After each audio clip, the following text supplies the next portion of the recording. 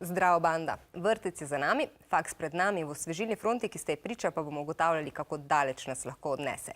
Najprej s gostoma, Nacetom in Sanelo. Živijo. Živijo. V Sloveniji imamo kar okej fakse, študije načeloma brezplačne, imamo bone, pa še starši ti lahko za cel teden naprej naredijo kosila, pa še zdaj vlada vrača vse te odvzete bonitete med krizo. Zakaj bi se ob vsem tem ugodju človek odločil za študij v tujini? Nace. Mislim, da je treba pri odločitvi za študij v tujini imeti pač neke dobre razloge. Če imaš v Sloveniji ali pa pač v Ljubljani ali kjerkoli si nek dober faks in program, ki ti je pač všeč in ki je to, kar bi rad študiral in pač ki je kvaliteten program, v bistvu ne vem, če je razlog, da bi šel v tujino študirati, ker pač, kot si rekla, imamo v Sloveniji dosti kvalitetne fakultete. A pa če te tako vprašam, zakaj si šel ti študirati v tujino? Jaz sem šel pa v tujino v bistvu, ker tega programa, ki sem ga jaz specifično hotel, v Sloveniji pač ni bilo. In ga pač še vedno ni, torej filmske študije. Drugače bi ostal tu? Ja, definitivno. Sanela? Moja zgodba je več drugačna. Jaz sem šla pa pač za tega, ker sem si želela neke nove zgodbe. V bistvu sem prvo hotela iti v Malezijo, potem sem šla pa v Turčijo, ki je bila malo bližje. No, tako da je čisto drugačen, ni zaradi tega, ker nečesa ne bi bilo kle v Sloveniji, ampak da bi kaj novega videla, da bi se kaj novega naučila in mi je bilo zelo fajn. Zdaj v Sloveniji, v bistvu, ko gremo na faks, nekako spoznavamo ljudi prek tega inštituta brucovanja, ne? Ker ob pomoči alkohola mladi pač presežejo mejo sramežljivosti. Kako je s tem v Veliki Britaniji? Ja, precej identično.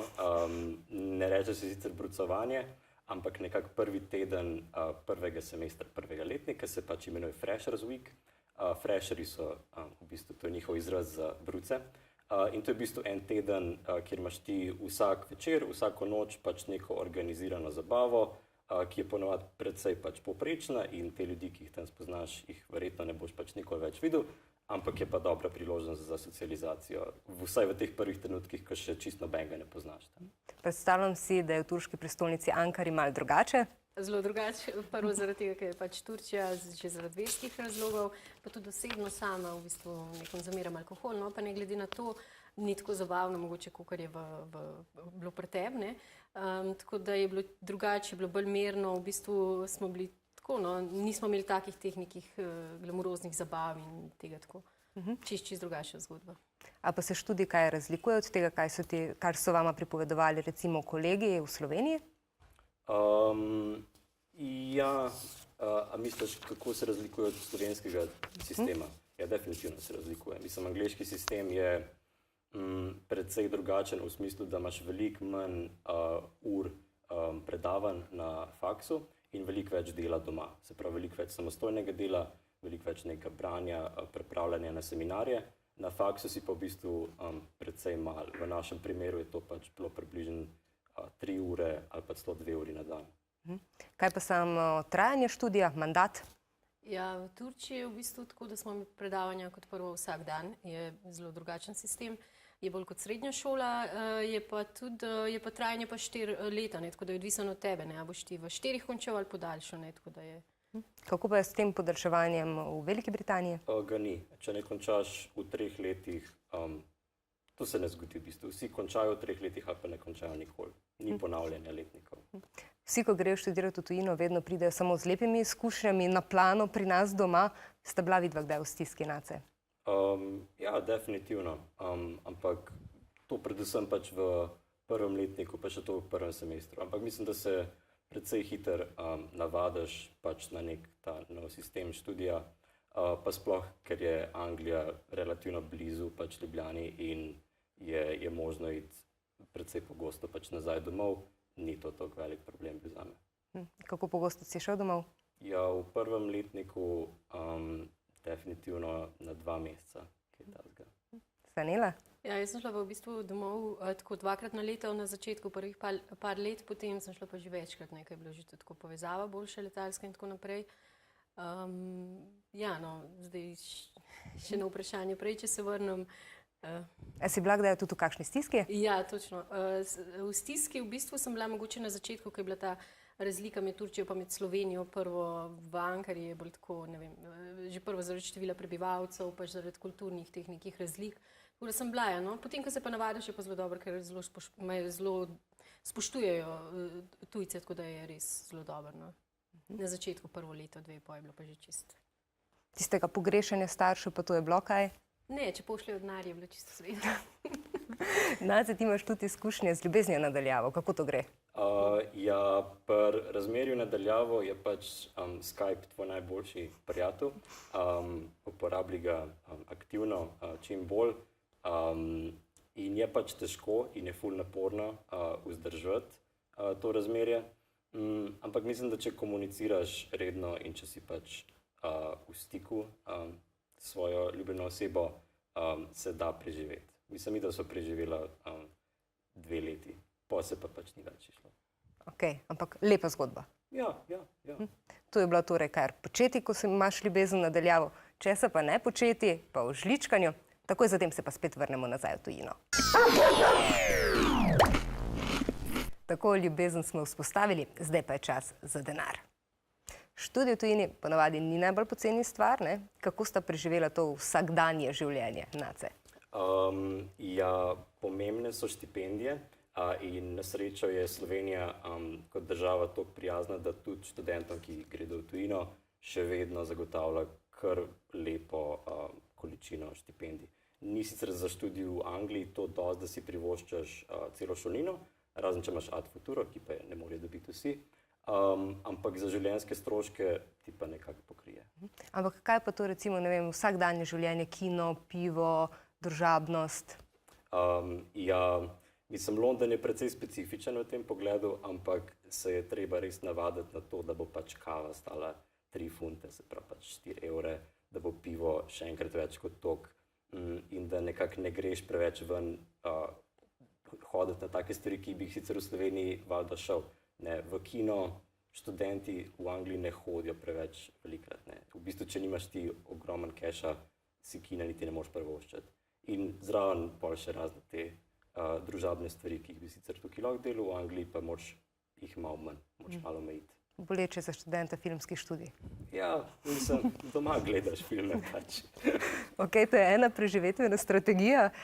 Sanela, ti si dejansko imela prej štipendijo, preden si se odločila za faks, potem pa je dejansko smer študija sama izbrala tebe in ne obratno. Ja, v bistvu je bilo res tako.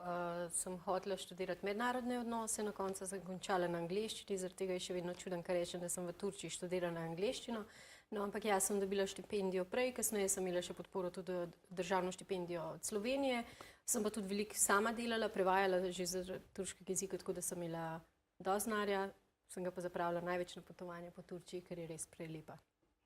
Ampak kaj se je zapletlo? Zapletlo se je glede študija. Glede študija so mi v bistvu se je zapletlo to, da sva s kolegico najbrž v imenu, ker ne vem, so mečkar mešali ali kako je bilo. V glavnem so nam kar zamenjali, pa ko smo se pa pač hoteli pritožiti, so rekli, ne, edino, če hočete, greš lahko domov. Jaz sem pa rekla, no ne, se bo v redu angleščina in potem sem pač ostala na angleščini. To je bilo kar zanimivo, no. S kakšnim znanjem pa si se opremila, preden si odšla na študij v tujino? V bistvu zelo slabo sem imela neko čisto drugačno sliko v Turčiji, sem bila samo pred tem en teden v Istanbulu, kar je čisto drugače, Ankara pa Istanbul, pa sploh turška kultura, tako da nekaj gre znanja nisem imela, ampak nič, v bistvu turških besed nisem, kar smo znali angleško, Turki so pa zelo slabo govorili angleško v tem času, tako da smo šli čisto brez vsega tja, čisto tako, da je bilo res velik izziv je bil na začetku. Nace? Sorry, kaj je bilo vprašanje? S kakšnim znanjem si se pa ti opremil?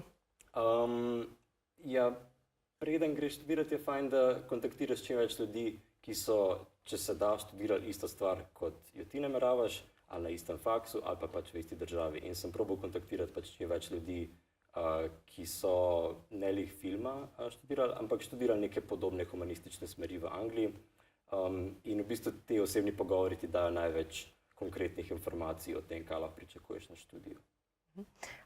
Ampak, ko si se odločil za študij v tujini, pa isto ti, enako ti, Sanela, a sta vzela zraven starše, ko ste se šli faks pogledat? Recimo, ker v Sloveniji zdaj profesori pravijo, da že starši hodijo na govorilne ure, ali sta se v to pot samostojno podala? Bolj kot ne samostojno, ampak parkrat se je tako išlo, da sva bila v bistvu z mamo lih v Londonu, ko je imel faks odprte dneve in sva pošla še na odprte dneve s potoma. Ampak večinoma na intervjuje sem pa sam hodil ali pa s punco. Jaz sem bila pa kar samostojna, tako da sploh tudi prijavila sem se sama, tudi jaz sem šla v bistvu starši, mami pa brat sta šele po 4 letih. Ko sem faks končala, sta prvič prišla v bistvu videti, kje živim, tako da je bilo bolj samostojna odločitev in vse.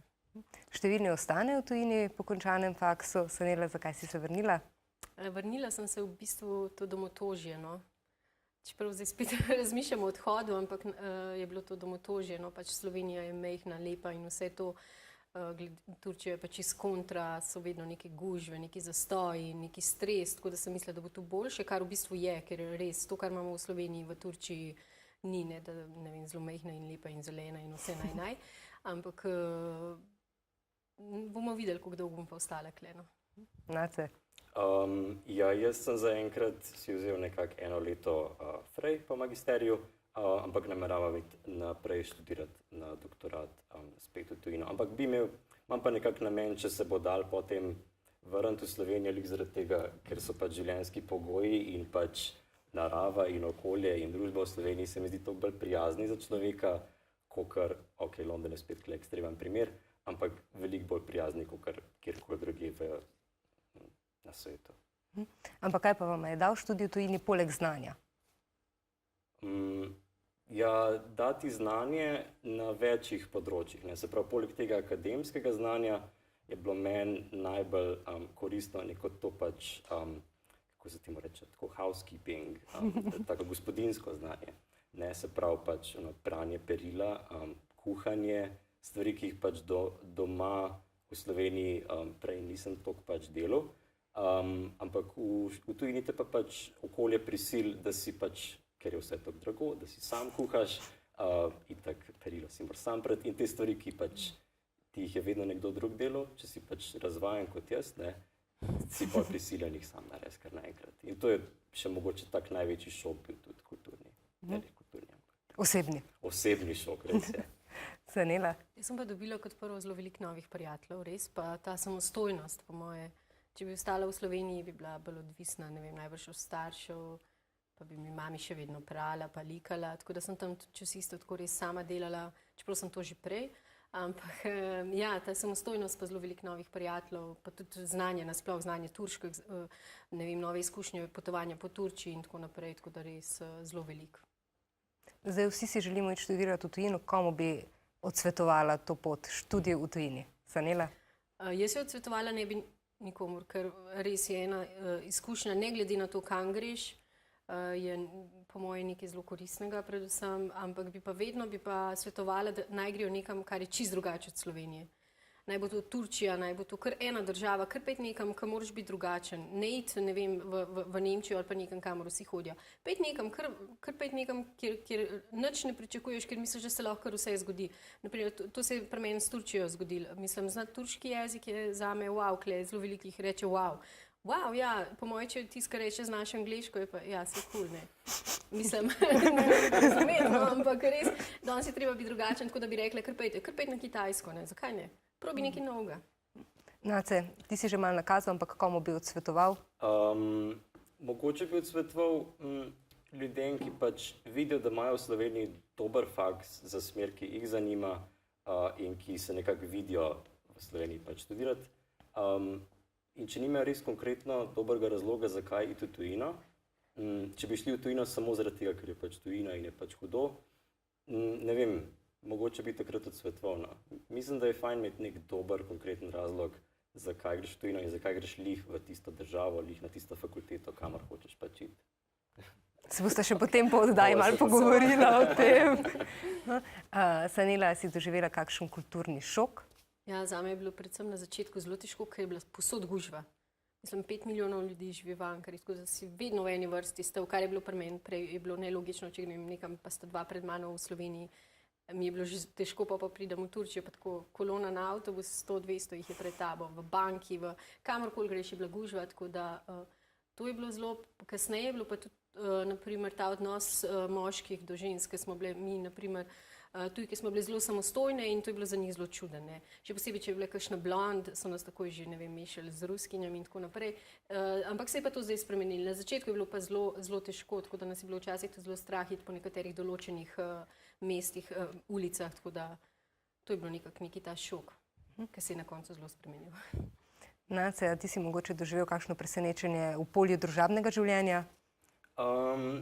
Ja, ni bilo njih presenečenje, bilo je tako s časoma neka taka realizacija, da v bistvu, pa to je tak zelo nek grob stereotip, ampak pač po mojih izkušnjah so Angleži, oziroma pač Britanci, ampak prav specifično Angleži, se velikrat radi, ko so pač v družbi na faksu, se veliko nekako rajš pogovarjajo s svojimi pač sodržavljani, pač z Angleži, kot z international študenti. Ne, tudi če ti obvladaš jezik, tudi če obvladaš nekako njihovo kulturo, rabijo oni nekaj časa, da te sprejmejo pač v svoj krog. Ne, tako da so dosti, valjda, stereotipno totalno, ampak imam tudi od izkušenj drugih nekako mi je jasno, da so Angleži dosti tako zaprti. To se moraš ti infiltrirati. Moraš malo počasi se pririniti noter v njihov krog, če to valjda hočeš sploh, kar ni vem, da sploh hočeš. Zanimivo. Ampak se splača, ali se ne? Ja, pri kakšnih pa tudi, če bi ostal tam zunaj. Skratka, eni taki problemi prvega sveta. Ja, ni to prevelik problem bil, no, sploh ne. Če vam je bilo všeč, itak da vam je bilo, potem lajkite, pa šerajte, ker če deliš, dobiš.